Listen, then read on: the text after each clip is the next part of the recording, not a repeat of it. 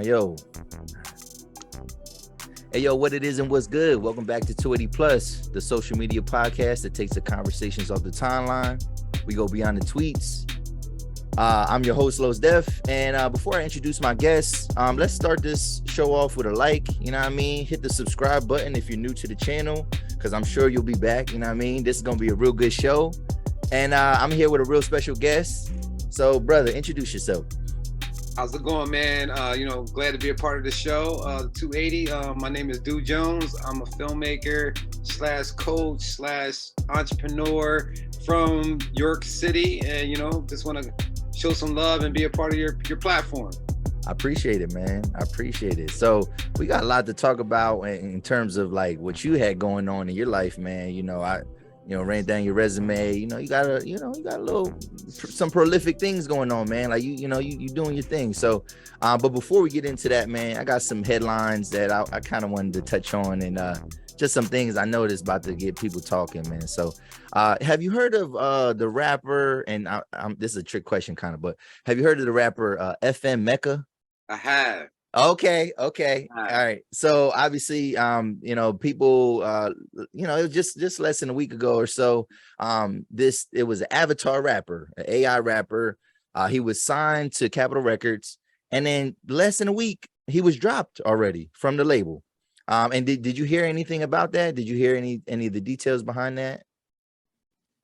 I always say, man, I got so much useless information. Yeah. And it's so random that you talk to me about that, because I did hear details about that. To be honest. Okay.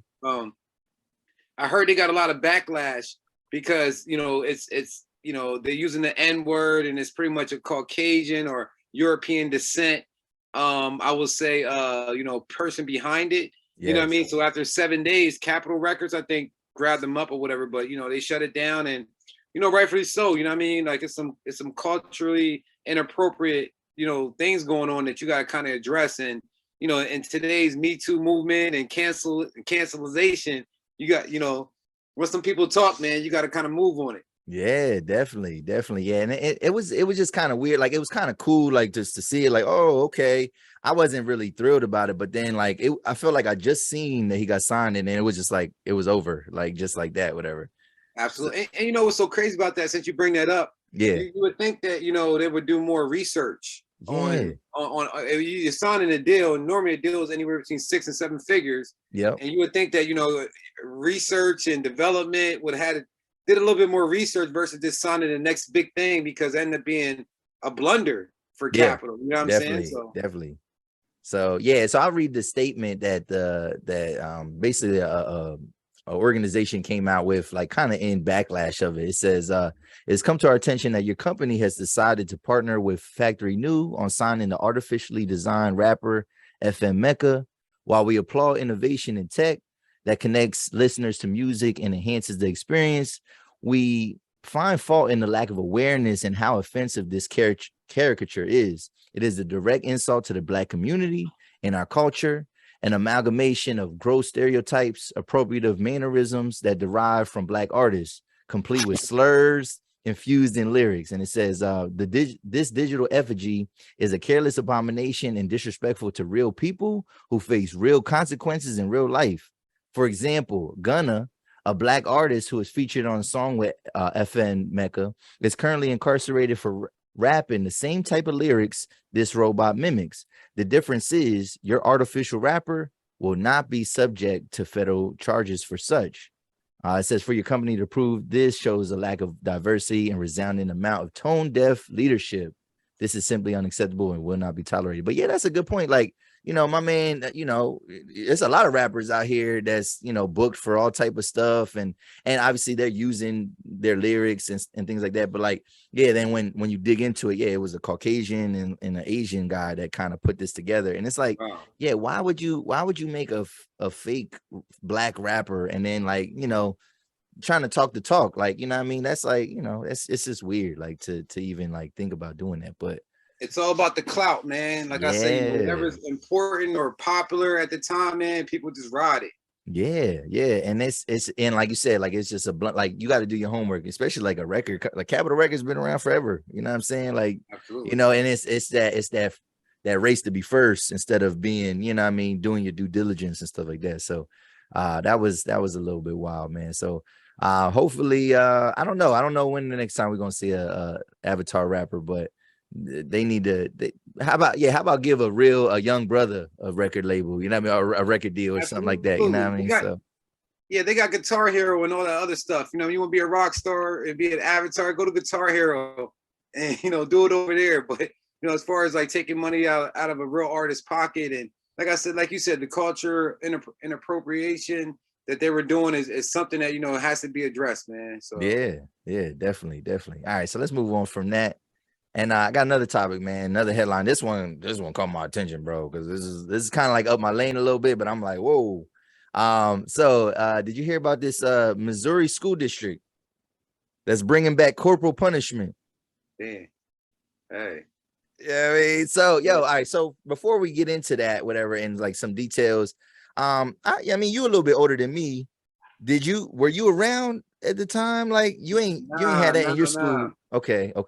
Nah, but I have heard about it. You know what I'm saying? I think it just stopped maybe like mid 70s or, you know, I know late 60s. I came up in the 80s, so, you know, 80s and 90s. So yeah, it wasn't around. I think some of them private and Catholic schools, though, I think they took them a while to kind of turn the page with that. I think they were still low key smacking hands and having a ruler in their hands. So, you know what I mean? But as far as public schools, I know, like, you know, inner city, you ain't touching, like back in the day you can do it, but like recently you're like, you ain't touching nobody's kids, man. They're gonna wild out. Yeah, like, and you can't, as a parent, you could barely discipline your kids, you know what I'm saying? Or, you know, you got to keep that to yourself, whatever, you know what I mean? But like, sure. You know, it feels like kids, they have a lot of like autonomy and kind of like, you know what I mean? They kind of have a say-so when it comes to that type of stuff. But let me read this real quick. It says, the Cassville School District in South Missouri has sent shockwaves throughout the city into parents due to a highly controversial announcement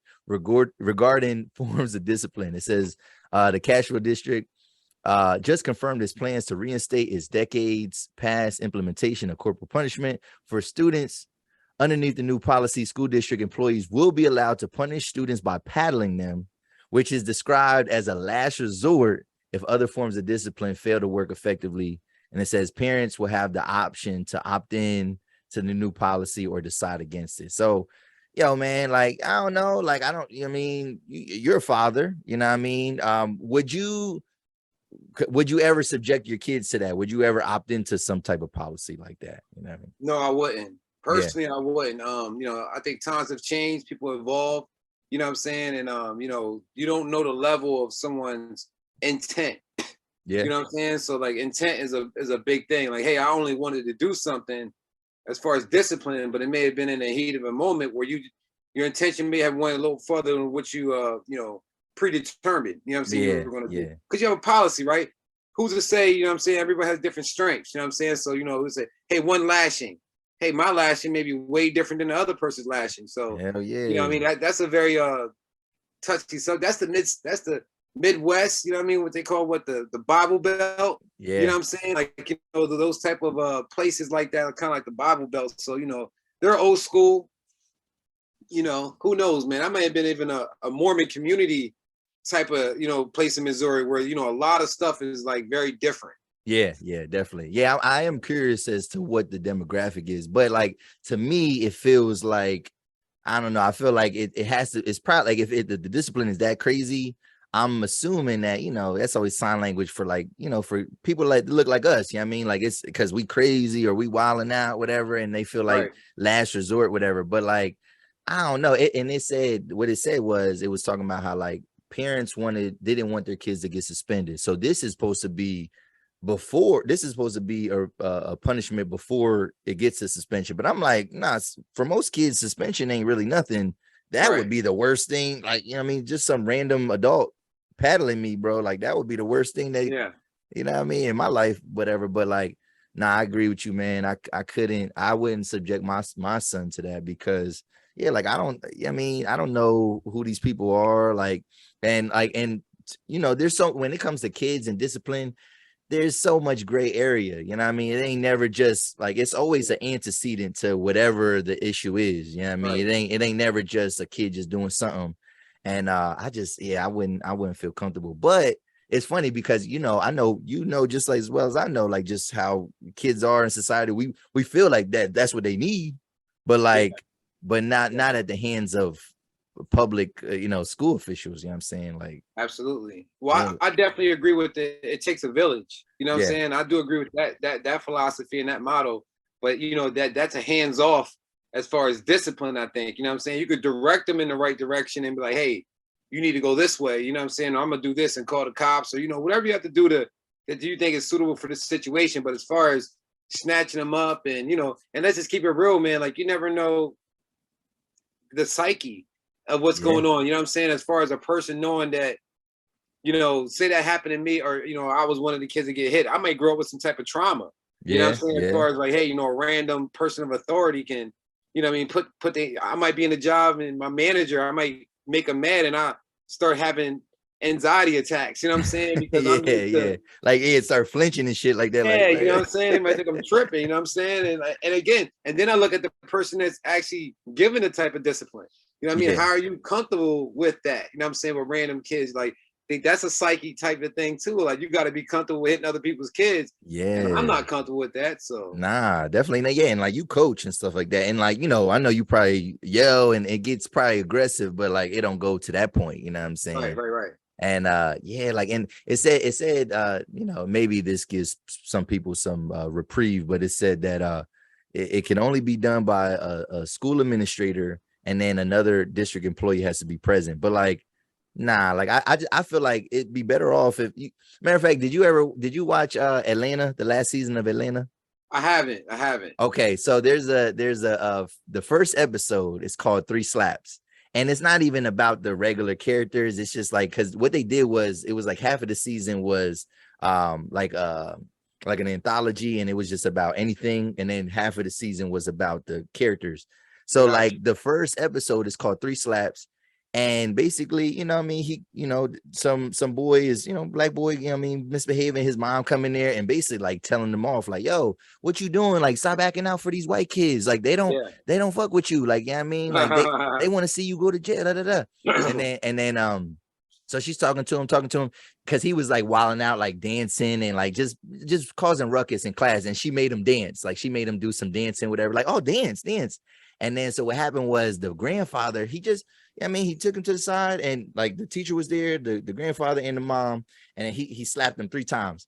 And then right from there, they called CPS, and then he ended up, the young boy was with a crazy Caucasian family, adopted family, and they all adopted black kids. And then they was treating them mad crazy. It was like on some Get Out shit, yo. It was weird. It was weird. So it was just like yeah, like you can't even like I said, even the parents, even the people, you can't even do that. But like that's just like hypocritical. Like if they would bring that back, and then like just the way how sensitive things are, it's like y'all comfortable with doing that. So but that's, and, America's not going for that. But like I said, them small private communities and stuff like that, and them close-knit communities, that's something that probably still in practice on the low.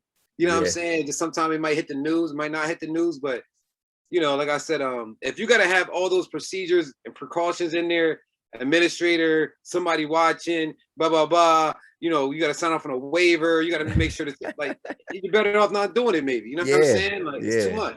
Yeah, for real. Facts.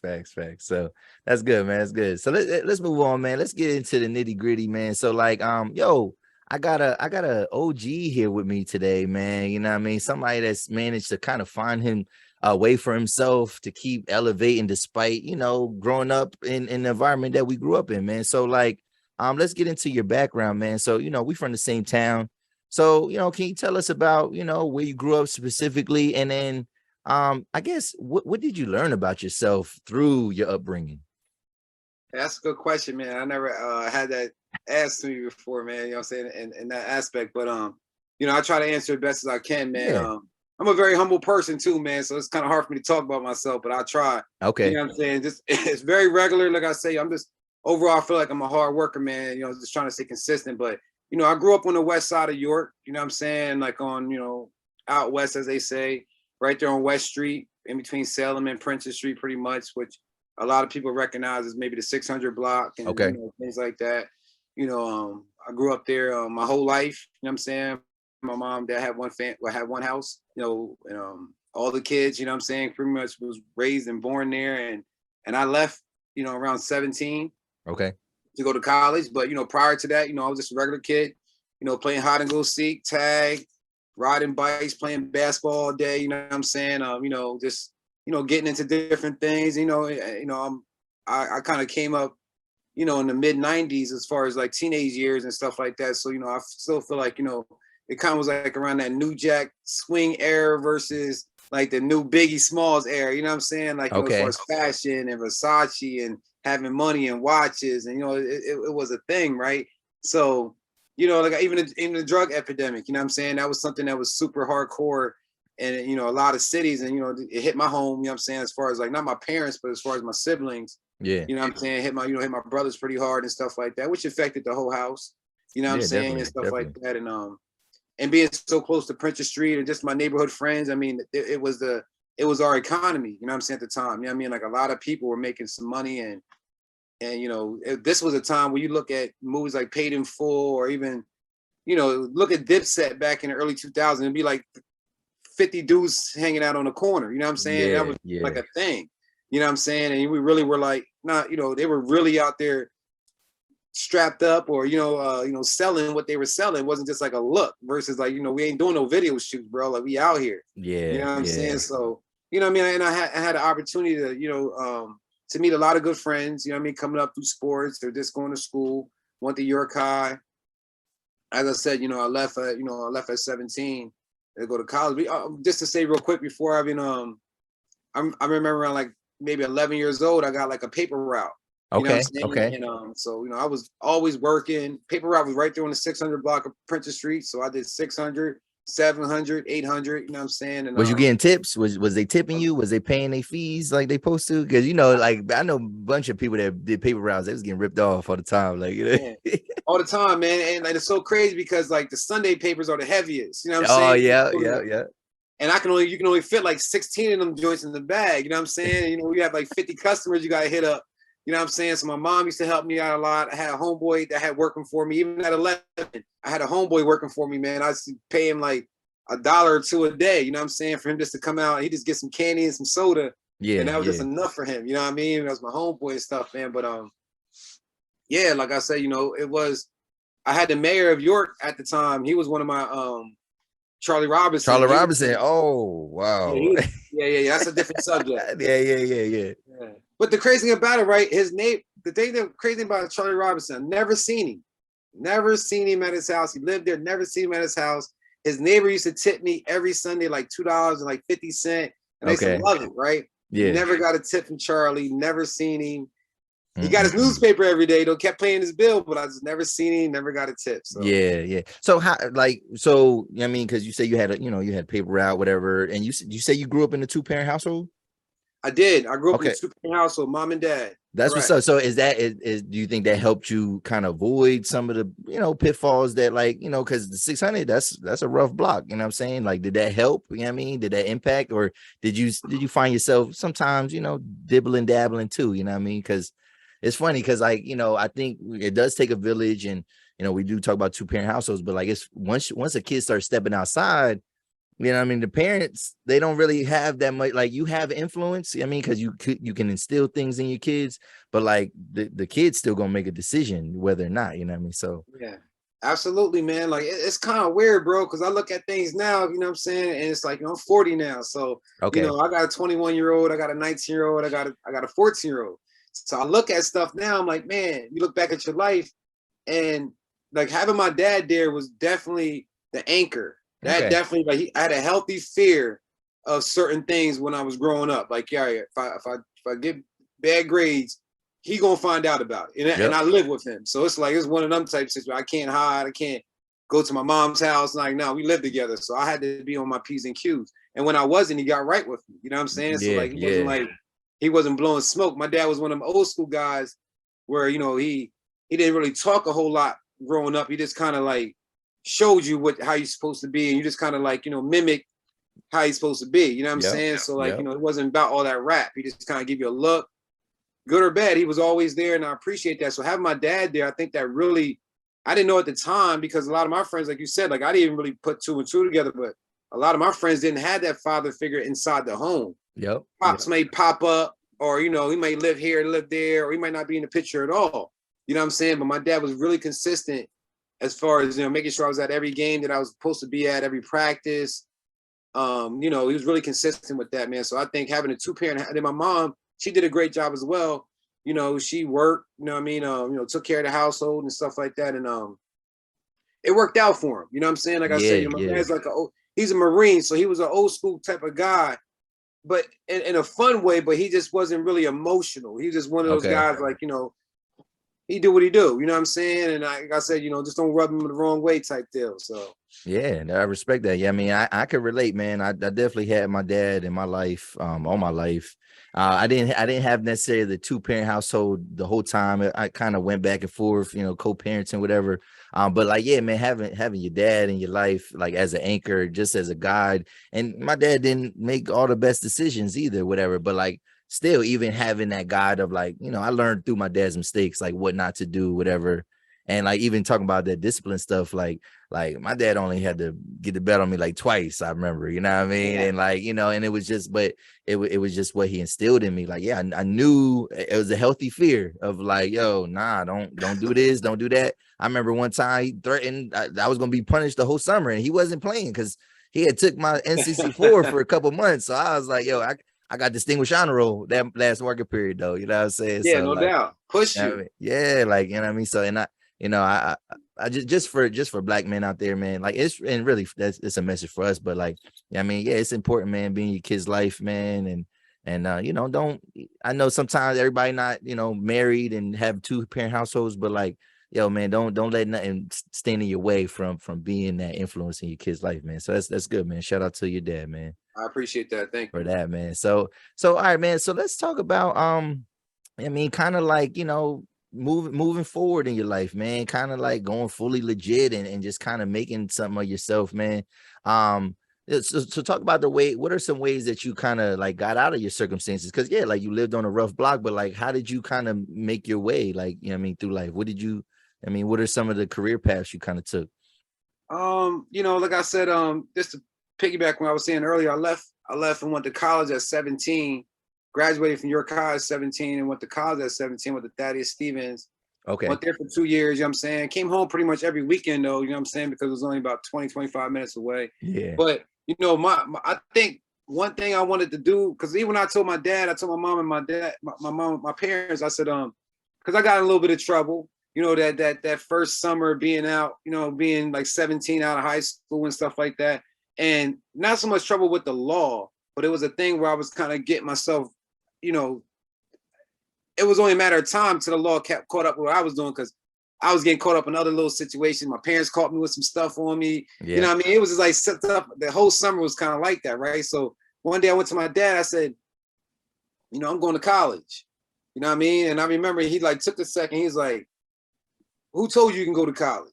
You know what I'm saying? Type deal. And it kind of like threw me back a little bit, because I was thinking to myself, like, well, I thought, you know what I mean? Like, you know, because I'd have been the first one in my family out of you know, I have 3 other siblings. I've been the first one to go to college. Okay. So, you know what I mean? Like, you know, the other ones didn't do, I was the youngest. The other ones didn't do that. So I don't think that was really on his radar.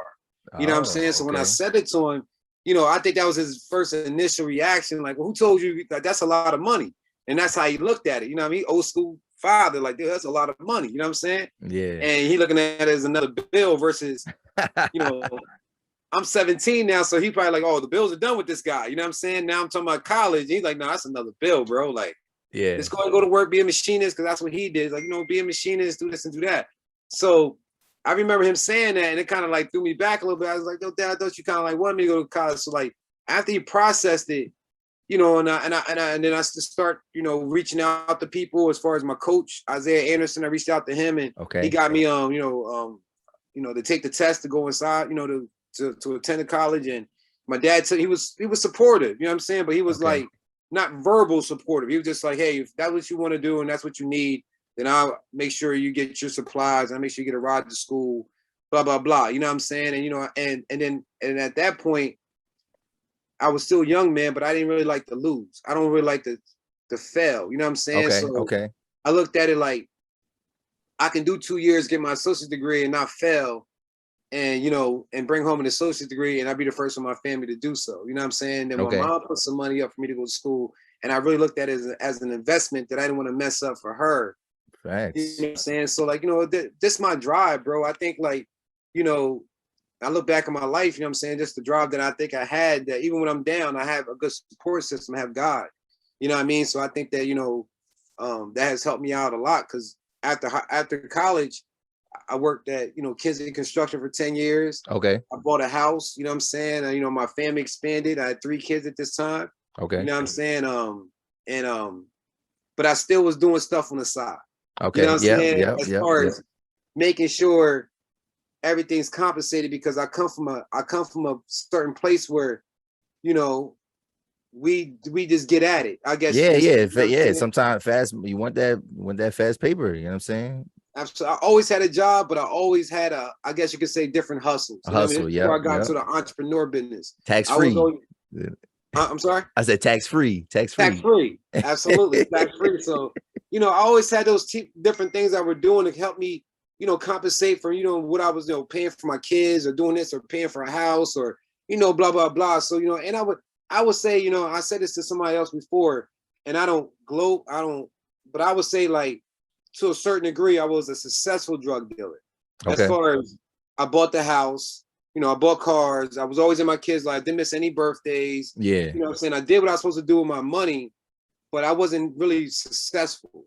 You know what I'm saying? Like, you know, I didn't feel like, you know what I mean, it was doing anything successful. So I got into some trouble, you know, and, you know, God sat me down for a little bit, not so much in jail, but just in life, just to, you know, taking losses. Yeah. Like in, you know, circumstances. I know what you mean.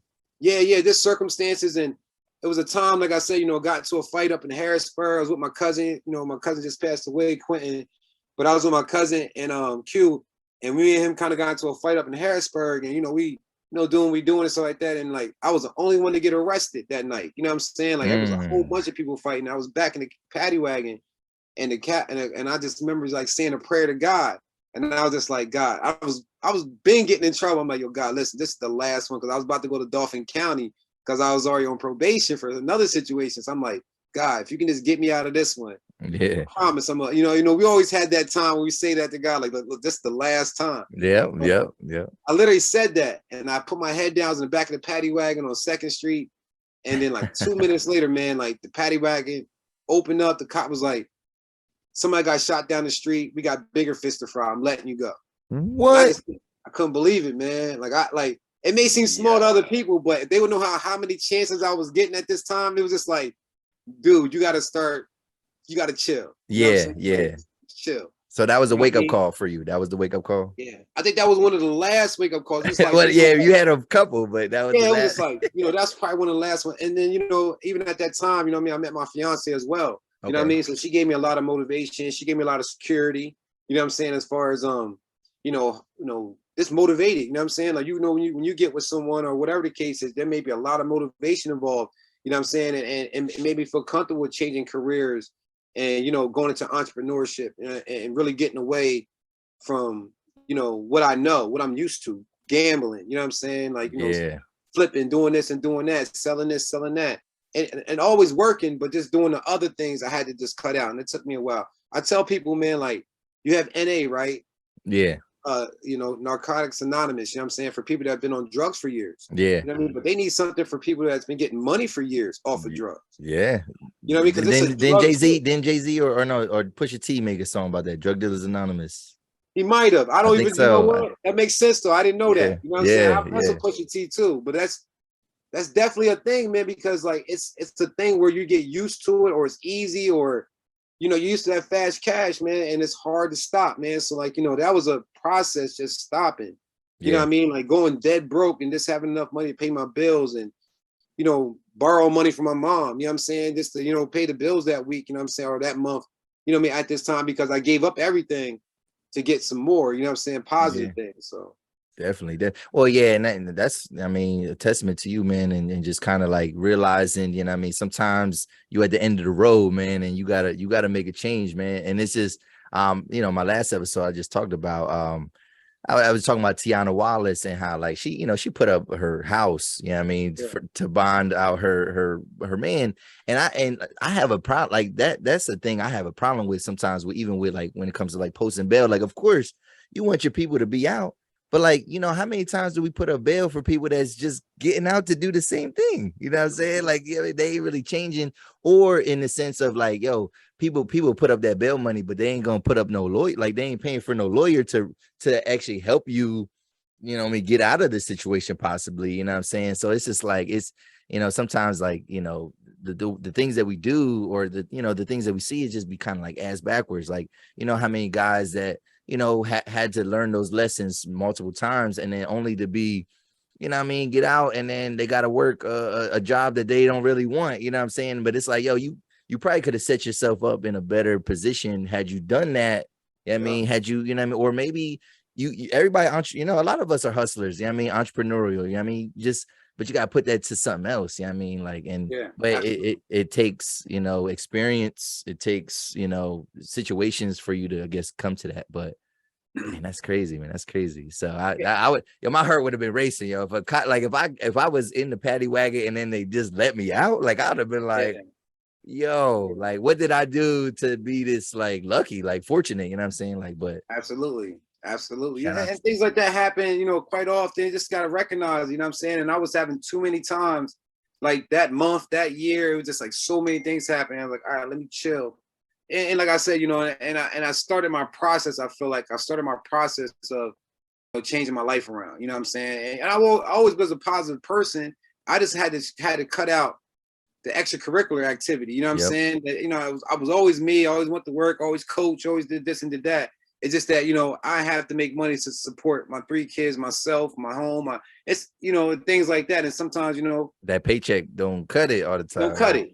It don't cut it. Absolutely. Yeah. Shout out to you, man. So keeping kind of with this, whatever, then you got into film. Like, how the heck do you get into like filmmaking and stuff like that? And then I think you told me you had kind of got like noticed by, was it Kevin Hart's publicist? Is that what you said?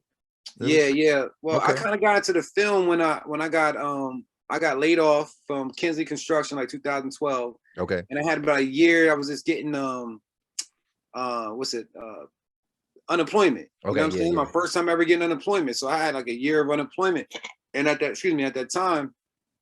So, I was just in the house. I was watching movies, not just watching movies, just like I was always a writer. I thought I was always, I can put some words together when I need to and stuff like that. And I was just watching so much content, and I'm like, man, like, I think I can write something better, or I can come up with a catalog of TV ideas, movie ideas, and things like that. Let's see if it really can latch on. Let's see if I can get some attention. So, once I wrote a catalog of TV and movie ideas and just different things in different genres, I started going online, looking up, imdb.com,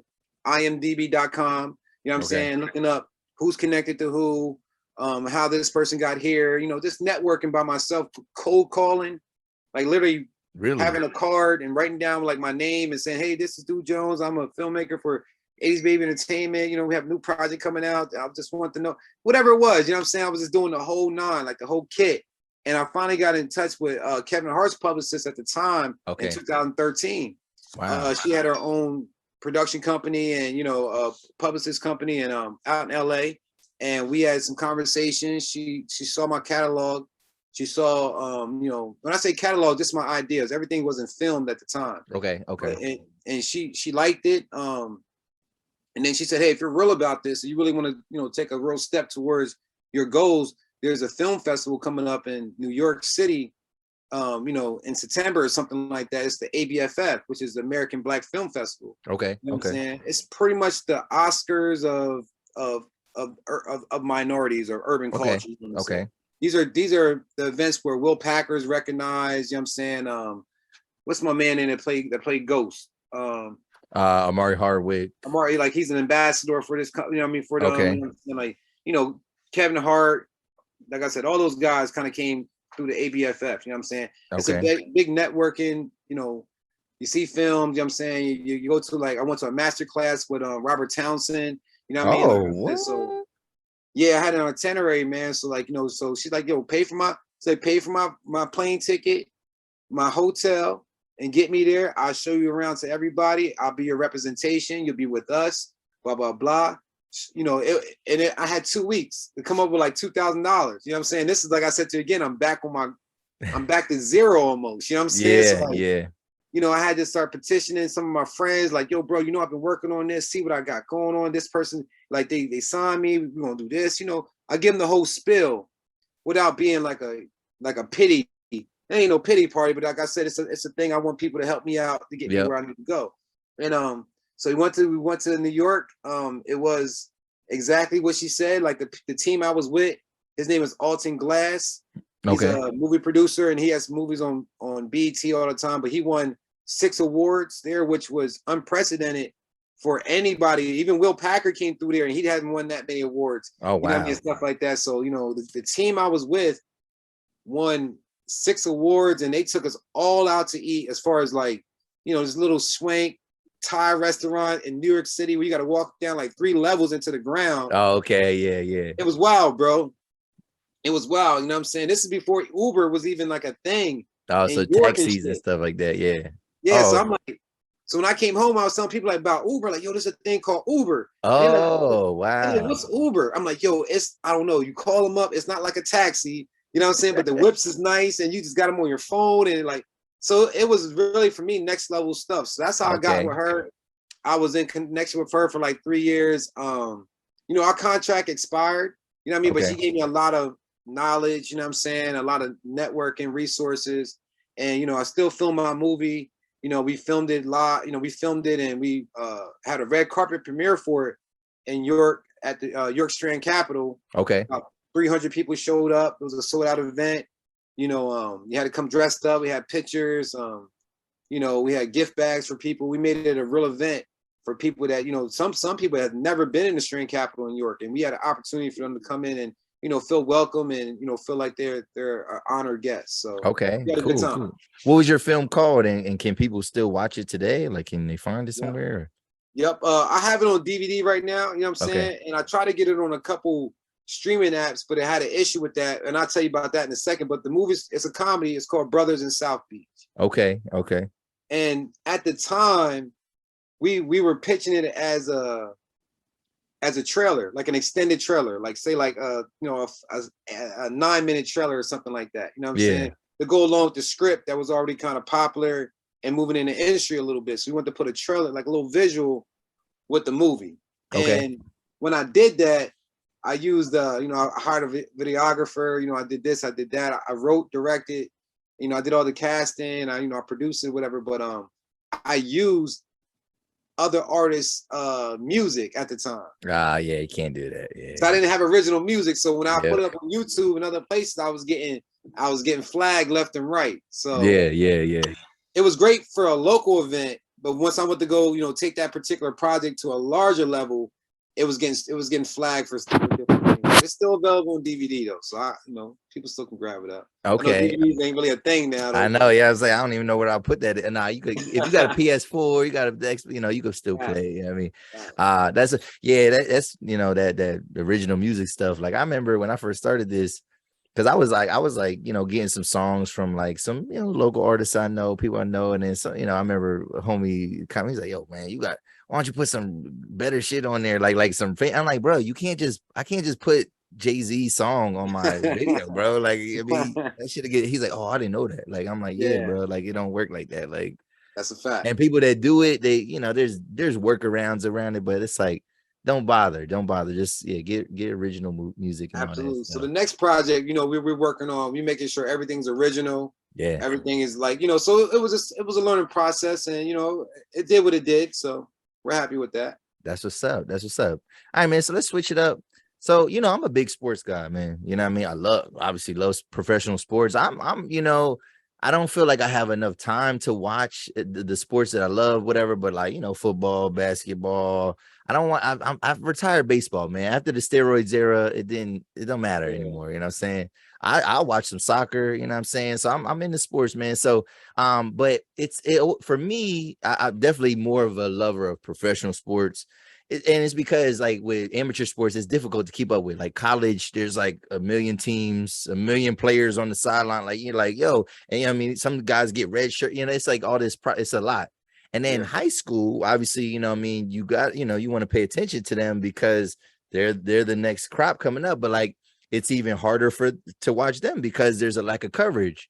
But then that's kind of where you come into play, right? You know what I'm saying? Yeah. So let's talk about your platform, Sports Shooting Stars. And so talk about your platform, and then like kind of just first, like when did you get started with that? Like, and you know, where'd that come from? Well, we started in 2017. I came up with the idea. You know, I pitched it to the mayor of York City, and like, the governing people that was over there and stuff like that. I had a meeting with a couple people, and back in the day, they had something called Cable 4 York. Okay. In York, where you can watch some basketball games here and there, like a high school basketball game on a local channel. And I remember as a youngster, you know what I'm saying, like seeing York High players, you know what I'm saying? And I'm like, wow, I thought they were like, that was so cool to be on TV. You know what I mean? And so, with all these Division I guys that's coming out of York County, the YIAA, the LL League, which is Lancaster, Mid-Penn, which is up near Harrisburg. There's so many kids that's coming out now that's going high D1. You know what I'm saying? Back in the day, it was only be like maybe one or two guys out of the whole year. Now it's like 4 in football, 3 in basketball. I mean, these are low numbers, but even more than that, soccer, lacrosse, freaking volleyball, like all these kids are going high D1, but you would never be able to really watch them unless you went to the game or you read the newspaper. Nobody's covering the games anymore. Yep. So, I pitched the idea to the mayor. They wrestled around with it a little bit, but they gave me a green light. And, once I got the green light, I had to come up with pretty much a business plan, how I'm going to pay, for the camera equipment, because, if I'm using the city's equipment, I have to, they charge me a certain fee. Okay. There's an IT guy behind the scenes. I have to, make sure he's compensated for what he does. So, I came up with a business plan. We work with local sponsors, car dealerships, insurance companies, training facilities, other sports companies, law firms, whoever, because you got to think about it. Like in every school district, there's a football team basically, and there's entrepreneurs and business people that live in that district. Yeah, the booster clubs. Absolutely. And what we do, we put your logo at the bottom of the screen. Okay. We put your contact information. It's like a rolling third, so it comes up every like 25 to 45 seconds or something like that. We speak about your company or what you got going on for that week online. We do interviews with the sponsor. So, and we also give away player to game shirts with the sponsor information on it. And I just want to give kids, student athletes, a better opportunity to get exposed, to empower what they do, because I truly believe being a student athlete, especially in today's world, is like super tough, because it's pretty much a year-round sport for football, basketball, volleyball, with all the AAUs, with all the training, with all the competitiveness and all the different ball clubs. It's a year-round event, and it's really hard to, keep a really high GPA and also, be competitive at a high level, playing sports. So, we just want to give them some recognition, and it's been, it's going to be our 6th season this year. We filmed over 200 games, over like maybe about 5 district championships. Wow. Probably about 6 county championships. So we filmed at the Giants Center now. We have a official PIAA media pass. So, a couple thousand views per game. We just continue to grow our audience, man. Really appreciate everybody that supports the program. That's what's up. So you said something about talking to the mayor. Why did you have to go to the mayor? Because like, is this like, can you just pull up with equipment and just film these games, or is it a process? Like, because I'm sure like people seeing this like, oh, I could do that. So like, talk about that a little bit.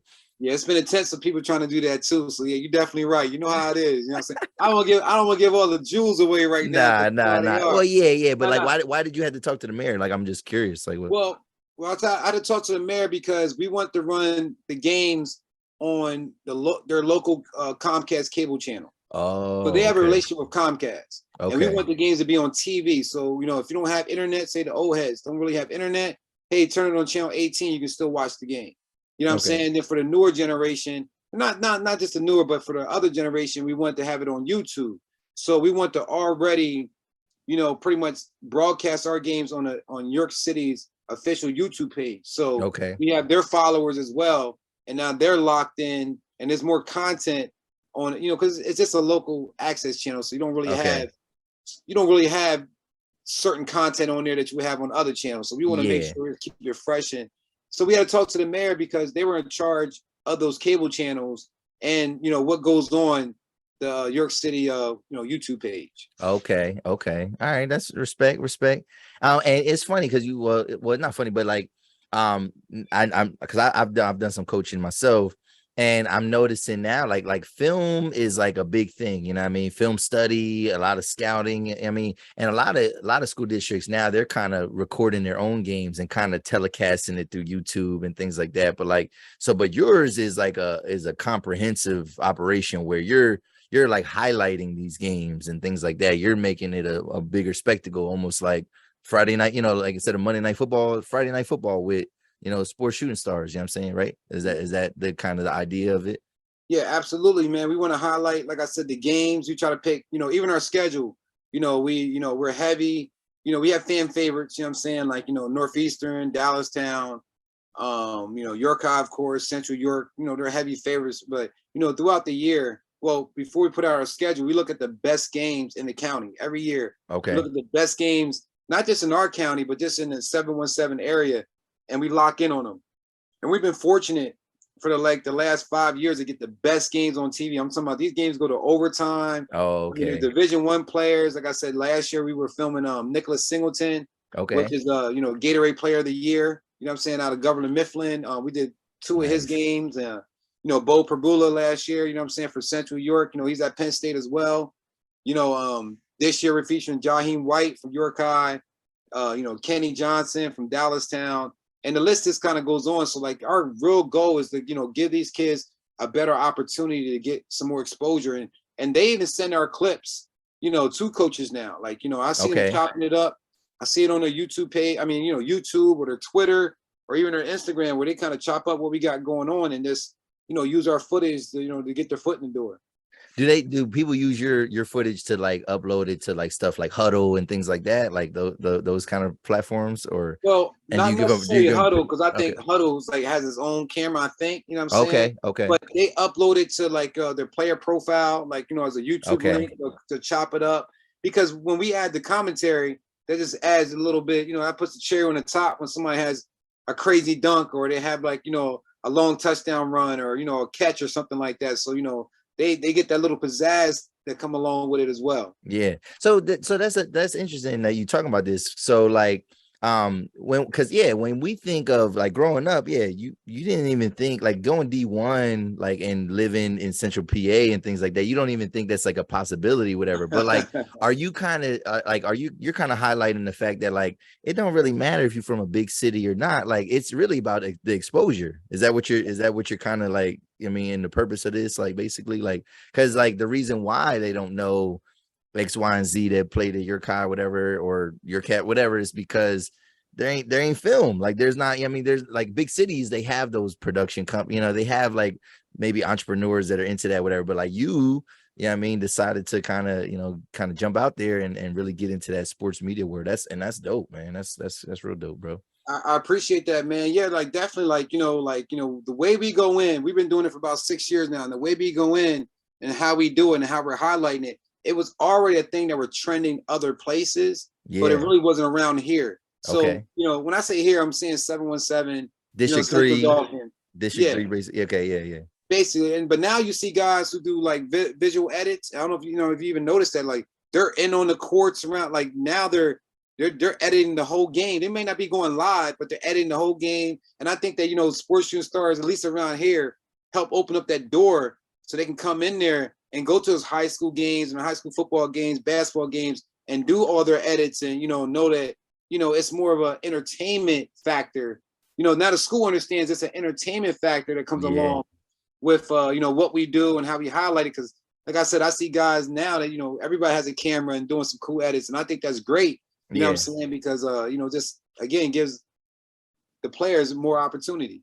Well, all right, so you said that it's more of a spectacle now. Do you think like people that are like the old school people, do they feel like that takes away from the game, like high school sports, like I mean, making it a spectacle or making it almost like a, because I don't know if you're profiting off this, whatever, but like the fact, like, you know, making it into a business, like, oh, you know, because like now it is the attention era, but like it's weird because it's like the kids, they do need the exposure, but then also too, like, you know, there might be some, are there any like maybe negative effects or whatever of making it a spectacle or making it into a business? I don't know. Like, Well, like I said, I tell people, you know what I mean? Like, you know, we're a grassroots organization, okay. meaning like, you know, like I said, like, you know, we do accrue camera fees from the city of York. You know what I'm saying? We do give the kids merchandise, you know what I'm Oh, saying? And, you know, the people that are affiliated as far as, you know, commentating, video, doing our videos, you know, doing the IT, we all have full-time jobs. You know what I'm saying? okay. So it's Okay. like, so, you know, we do ask for sponsorships, donations. And, you know, I just hope that people understand that part of it, you know what I'm saying? As far as like, you know, just being compensated so we can put back into the program and stuff like that. But, you Yeah. know, as far as the older people, we get you know, it's crazy, man, because I can't tell you how many times, man, where random people just come up to me at games or wherever and like, yo, I went to go visit my mom. She's at a nursing home and they had the game on. You know what I'm saying? And they were just like, listen to like you said, like listen to Northeastern, you know what I'm saying? Because they went to Northeastern in 1944. You know what I'm Yeah. saying? And Yeah. they just Yeah. like to hear Northeastern talk, you know what I'm saying? Or just their grandson plays there. So for the most part, it has really been a blessing. It's pre-COVID. Like we were doing this stuff before COVID. As Okay. far as our motto is we bring the game to you. You know what I'm saying? So like, you Yeah. know, people didn't want to come out or when you couldn't go to games because of COVID, you know what I'm saying? Like we were still filming games and bringing it straight to you from cable or to your phone. So, you know, we were probably about a step or two ahead, you know what I'm saying, as far as being innovative, you know, innovative as far as, you know, how we, you know, how we do our broadcast and, you know, just our business plan pretty much is, you know, just getting it out there to the people. That's what's up. So, how, are you behind the camera? Are you commentating? What is your role? Like, what are you actually doing out there in these games, man? Like, Yeah, it's funny, right? Because like I said, I work along. I have a good team. I have my guy. His name is Todd Edwards. You know, he's my other commentator. My fiance, her name is Belinda Morales. okay. She's our videographer. Okay. We also have guest commentators as far as Brandy Shope, Marcus Gottwalt, Jesse Ferber, and then we have a couple other guys that do some guest commentating. But as far as the research, you know, as far as you know, locking in sponsors, you know, we have help. You know what I'm saying? I don't want to say Okay. like, hey, it's just me. You know what I'm saying? Yeah. But Yeah. Yeah. you know, Yeah. for the bulk of it, you know, I have to, you know, I have to do the scheduling. I have to do Okay. the reaching out to all the ADs, make sure we can go into the building. Yeah. I have to, you know, come up with all the flyers. You know what I'm saying? You know, order the shirts. You know, I have to be at the games. I have to set up. I have to break down. Yeah. You know, I have to, you know, recharge, like whatever. You know, I try to make. I do want help when I do have help, but I'm trying to limit what I do and delegate a little bit more this year. But for Yeah. the most part, man, it's all it's.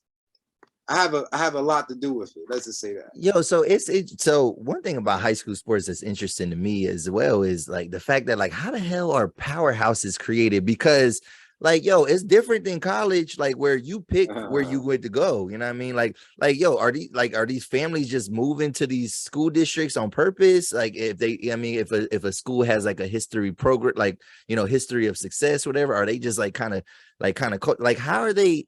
Because there's some schools that like, yo, you be like, yo, it's the middle of nowhere, but they nice every year. Like Yeah. Land Peter Strasburg is nice every year, bro. Right. Like, Right. you know what I Right. mean? They nice every, but it's like, and I, you know, I'm in Lancaster, so I know them. They're a powerhouse. Like, like they always are at the top of the LL League. You know what I mean? At Yeah. least in section 2, whatever. You know what I mean? Or whatever. You know what I mean? Section they're in.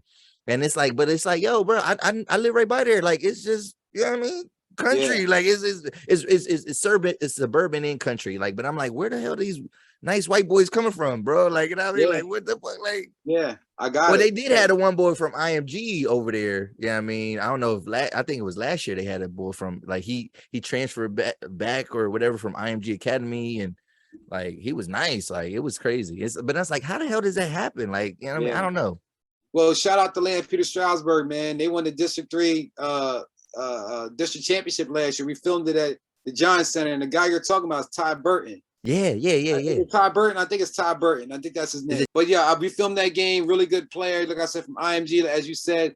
But you know, like I said, you do have, you know, some schools can recruit. Okay. Right. Some Oh. schools can recruit. You know what I'm saying? Like that's the thing. They can You actually, mean like private schools, or you mean like public I believe schools? private schools, I believe, can recruit. You don't have to actually live in the district. Like, so if you go to a public school, you got to actually live in that district. Yeah, or So some use kids, the address or some shit like that. yeah, and that never works almost, man. Never. Because now people tell so fast, They be man. telling. They be telling, yo. You want me to get through a full day, yo, and like at school, and somebody done ratted you out already, bro. That's Trust me, crazy. it's crazy, man. Because like I said, because once the parents are involved, oh my goodness, it's, you know, it's competitive, even on the parent side, bro. It's weird. It's competitive. But some schools can recruit, you know what I'm saying? So that they can build up their program like that.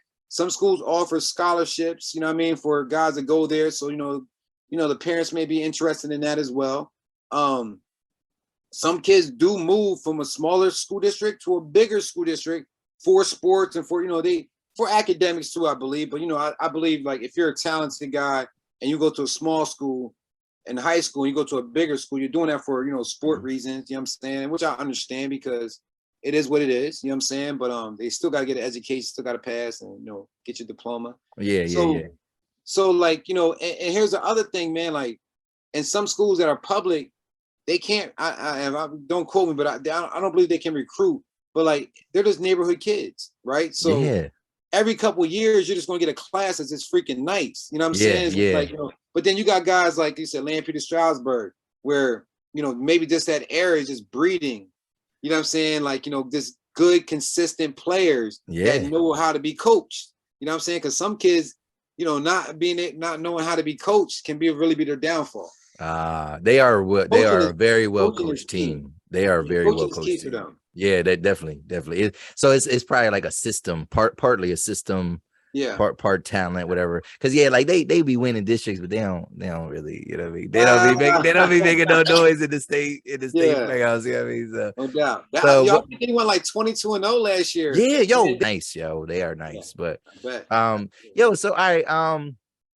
so, and before I'm gonna finish my last question, can you explain? Can you talk to people real quick, man, about like just because we did say something about maintaining the GPA, whatever. Like, can you explain to people that like, yo, like, would you say like and I call it the Blue Chips era? Because remember the movie Blue Chips? Yeah. And like how they was getting people brothers from like, you know, the slums and like kids that they ain't had no good grades, like they would, but like they was able to recruit these good players. Like, is that era over? You know what I mean? Like, talk about like, I don't know, like NCAA requirement, like, because I think there are some kids too, and obviously from where we come from, where they got that talent, but then they don't have the academics, and then they wonder like, yo, I'm nice, I'm this and that, whatever, and they wonder why they only getting D2, D3 looks. You know what I mean? Like, yeah, and I do believe you had those people, you know, diamonds in the rough, I guess you can say, you know what I'm saying, like, you know, that don't have it, but see, here's it.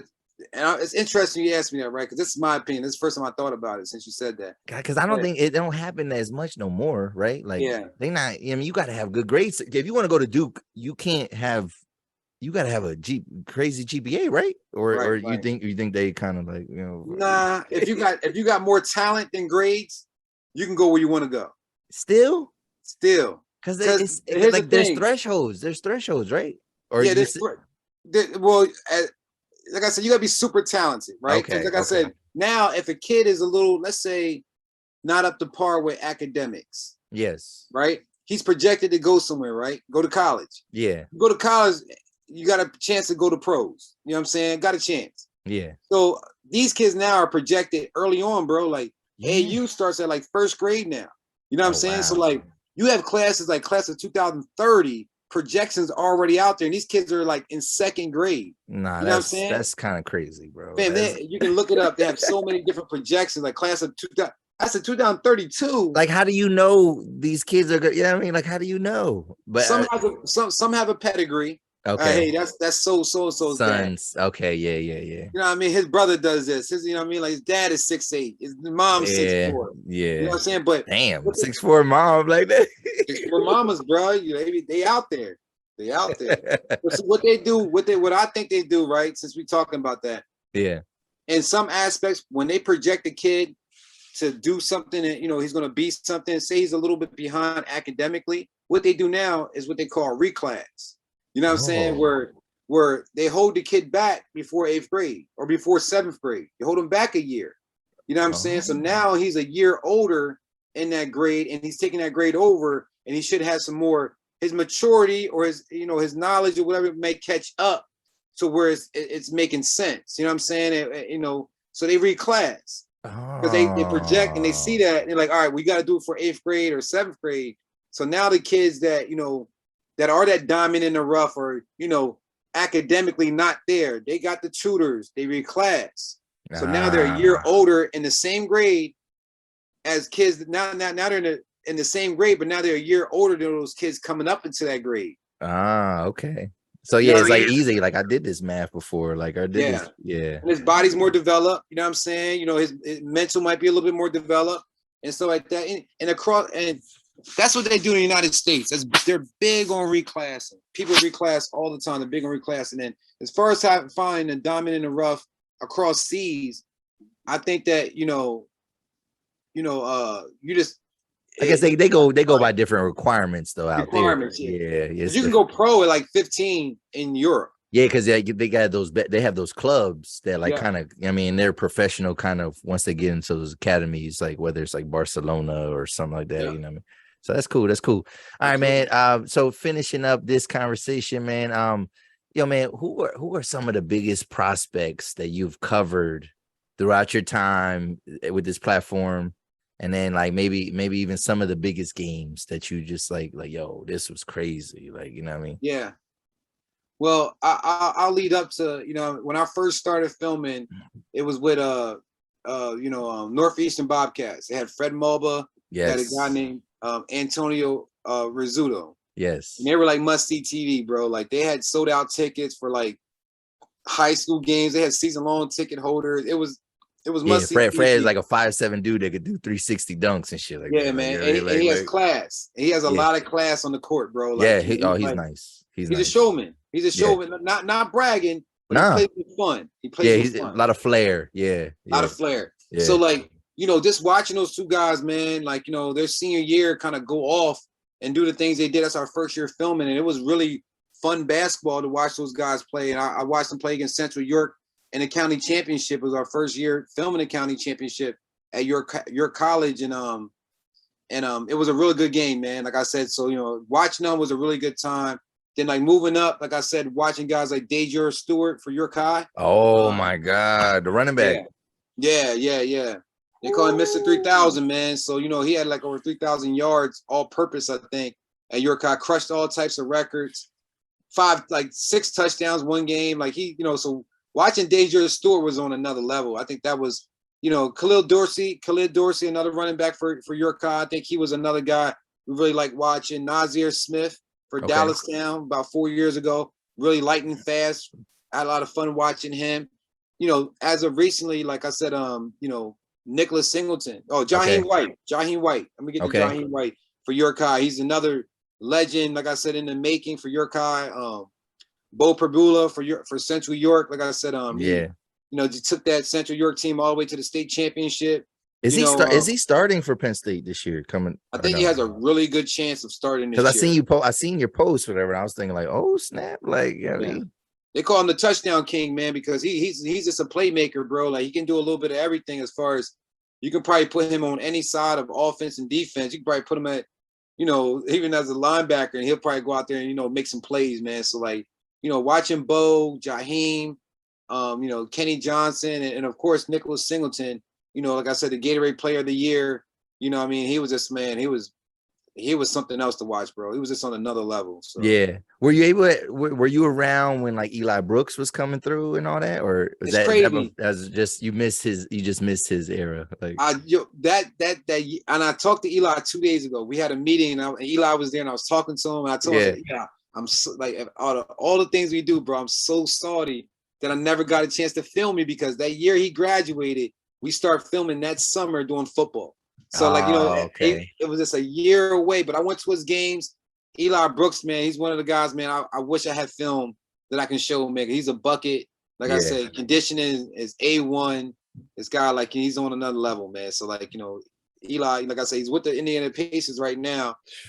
So, he's on his way. That's major. That's major, man. And even somebody got, like, I always think too of like Lonnie Walker, you know what I mean? Like, you could, and I know you didn't get that era either. I mean, you didn't catch his career, but that's dope, man. That's dope, man. Miss Lonnie too, man, because we do Reading games. So I just miss Lonnie. But again, it gave me motivation to, film these other guys that's coming up. Like I said, like the Ben Reels, that's the basketball player for Central York. That's the Jaheim Whites, Kenny Johnson.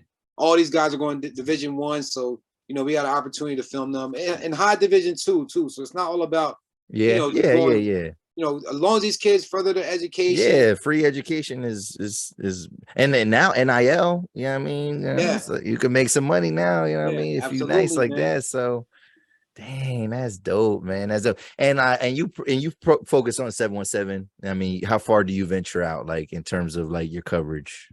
Well, our coverage right now, we cover Lancaster, York, Harrisburg, all points in between. We also did some semi-pro teams with a Baltimore team, a Baltimore Hawks versus York Buccaneers. We did those games. Okay. We've been offered to do a game down in Virginia, the BK Classic in Virginia, and we also been offered with my with a sports agency to film some games out in Las Vegas. We was supposed to do that last year, didn't work out, but we're going to go ahead and we have signed the contract to do it this year. So, we're going to sign the contract to do it this year, but that's going to be with a sports agency to show, like, semi-pro players. Well, to show amateur players that want to play on the pro level across seas. Okay. Dope. So we're expanding a little bit, just a little bit. That's what's up, man. Yo, shout out to you, man. Everything that you're doing, bro. It's major. You seeing these guys before they get to a certain level, you know what I mean? Like, you could be, you're like, yo, I seen him. I mean, one of these guys could be a you never know. One of these guys could be a Hall of Famer, you know what I mean? Like, one day, you know what I'm saying? So it is kind of cool. I could see why people like high school sports and stuff like that, because it's just that you never know, you know what I mean? It's kind of rewarding too, because I mean, they are kids, and they leaving it out on the court, leaving it out on the field, man. So shout out to you, man, for creating that platform for them, man. I appreciate that, man. Like I said, like, even giving me an opportunity to speak about it a little bit, man, because you never know what you're doing really until, like, because you're probably the same way, man. Entrepreneurs or creatives, we get high highs and sometimes we might get low lows. You know what I'm saying? So we hit that top of that tier, when it's a fresh game, or it's a or it's a podcast that you love, or whatever the high is that you're doing.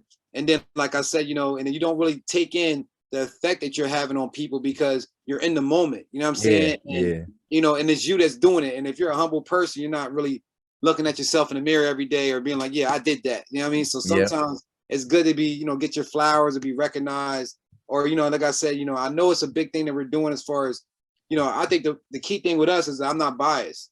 Okay. There's no, in particular, my kids play sports, you know what I'm saying? But there's no, in particular, person or team that I'm just focused on the whole time. You know what I'm saying? Okay, so, like, anybody that watch Sports and Stars, there's a 99% chance I film your high school or one of your favorite players or one of your relatives. You know what I'm saying? So, like, that's one thing that keeps me well-rounded, that I'm not tied to no company. I'm independent, and I just kind of go around, do my thing. And, I let anybody that's willing to be a part of the program as far as broadcasting, videoing, videographer, or just doing any write-ups. We're always open for, people to come and be a part of, what we got going on. That's what's up, man. That's what's up. So, yo, man, before we go, man, you got anything to plug? Are there any, like, upcoming games that we need to see, man? What's hot? What's a hot ticket game to check out? You guys want to check out September 2nd, man? We got Cumberland Valley, which is a juggernaut out of Lancaster. They're going to get Central York. Cumberland Valley has you said, Cumberland Valley, that's in that more Harrisburg. I'm sorry, I meant to say Harrisburg. I'm tripping. I was like, it's Conestoga, but there's CV, Conestoga Valley. But. Yeah, that's what I got it messed up. Yeah, actually, Cumberland Valley, like I said, versus Central York. That's a big matchup. Central York's old coach now coaches for Cumberland Valley. Oh, he's a graduate from Cumberland Valley, so he went back home. Oh, you know what I'm saying? The coach's old school, so that's great. And they had a lot of not bad blood, but they're very competitive. both games only the last couple years, it's been a touchdown. Central York won twice by a touchdown. You know what I'm saying? Okay, so okay. Really good game. Really good game. That's September 2nd. And then also you want to check out York High versus Carlisle. That'll be September 9th. Okay. And that'll be at York High. So, you know, make sure you guys check that out. September 2nd, that's a Friday. And then September 9th, that's also a Friday. Nice. Are there, and before we go, are there any dark horse teams that we got to look out for? You know what I mean? That maybe they weren't that good last year, but they might come out of nowhere this year on y'all. Well, you know, like I said, you know, I think York High is gonna be. They're not a dark horse. They're not. Okay. York High is not a dark horse, but I'm saying I think York High is gonna be better than last year. And they didn't have a bad last year at all. But I think they're gonna be better than last year. And another team I think you should look out for is York Catholic. York Catholic won their division last year. You know, district champs, I believe. They're a really good team. You know, they're kind of counted out this year a little bit, but you want to keep an eye on York Catholic and also West York. West York went 0-8 last year, 0-10. And yeah, you can only go up from there. You know what I'm saying? So I'm thinking like, you know, they got some guys back, and I think they're going to come back and be pretty strong this year. So York High, like I said, I think they're going to be better than they were last year, even though they had a great year last year.